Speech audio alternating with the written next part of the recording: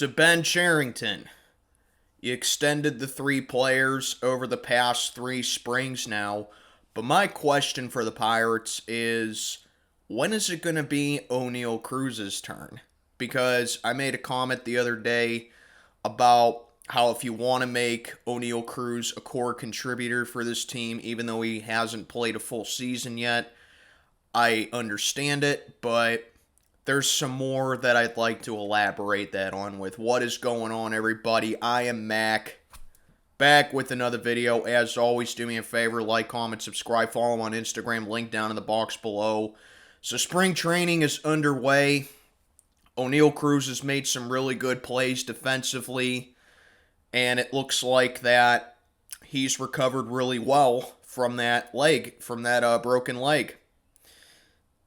But I'm telling you guys this right now, it's just such a really good moment for being a fan of this team, believe it or not, because we're in this rare moment with the Pirates where they're spending money, we can enjoy it, and we're understanding who the top priorities with this team are. And I think Oneil Cruz has to start being treated like one. But with me personally, I wouldn't give this guy a full extension until he has a full or complete season. And I'm not talking about, well, he has to play all 162 games. Well, he has to not get injured ever again. I'm talking about he has to play majority of the season, put up the stats that I know that he's capable of doing, and play somewhere between 130 to 140 games a year. And if he does that consistently, because let's face it, the guy's still very young, then I'm totally on board with giving him an extension. I think that he needs to be next in line for that department when it comes to extensions. And then you could throw in like David Bednar before him, and we can see who else can do that as well. But for right now, David Bednar, I think, is more realistically to get an extension, but you can't rule out Oneil Cruz. Because if you extend him right now, a young kid in his early 20s, are you willing to absorb that kind of risk right there? And it's not just talking about his injury, because that was just one injury. Knock on wood, hopefully that's the only major injury that he ever has to have. But like I said, you don't want to put all your chips in one basket when you're, you don't really have a full indicator of what a certain player's going to be.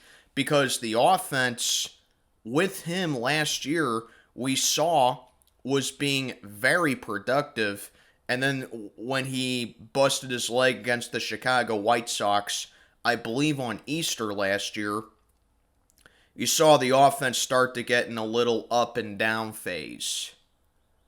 So we know the offense is miles better when Oneil Cruz is in the lineup. And if he can have like a summer like, say, L.A. De La Cruz did with the Cincinnati Reds, then I really do think that not a monster, massive contract overpay is in the works for him, but a good, lengthy extension is in the works as well. Because let me tell you about these monster contracts in the big leagues nowadays. When teams, regardless of your payroll or your history, whether you're as big of a market as the Dodgers or the Mets or the Yankees, the Red Sox, or you can be as small of a market like Pittsburgh, Cleveland, Kansas City, Tampa Bay, the A's. You get it. Regardless of who you are, these massive contracts are going to buy insurance on it, and they're going to protect the player against bad stuff, whether it's an injury, whether it's a slump, whether it's, whatever. But if you're not full, but it's not full and cheap protection as well. They know what risks that they're absorbing. They know what they're getting into when they throw Benjamins at a player.